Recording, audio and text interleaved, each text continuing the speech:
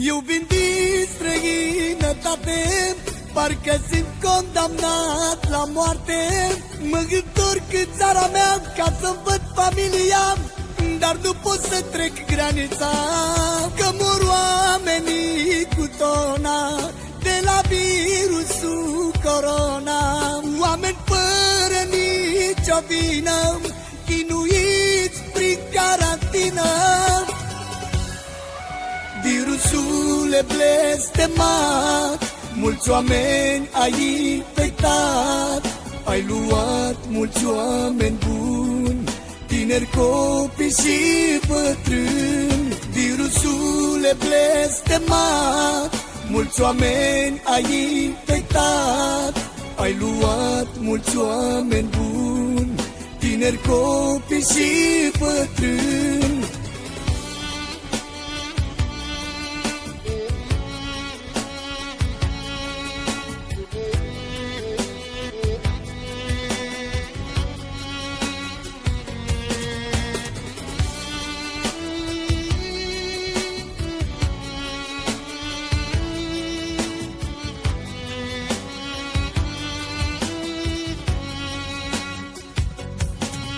Italia ai distrus-o, România ai învins-o, Franța și Germania și toată Europa ai pus monopol pe ea.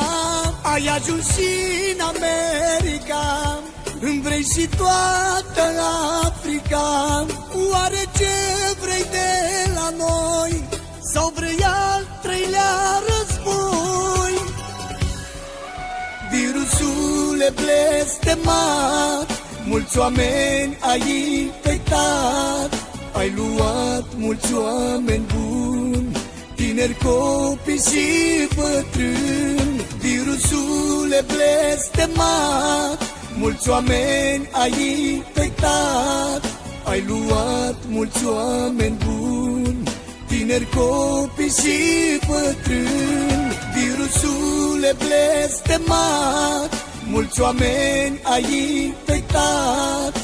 Ai luat mulți oameni buni, tineri, copii și bătrâni. Virusul e blestemat, mulți oameni ai infectat.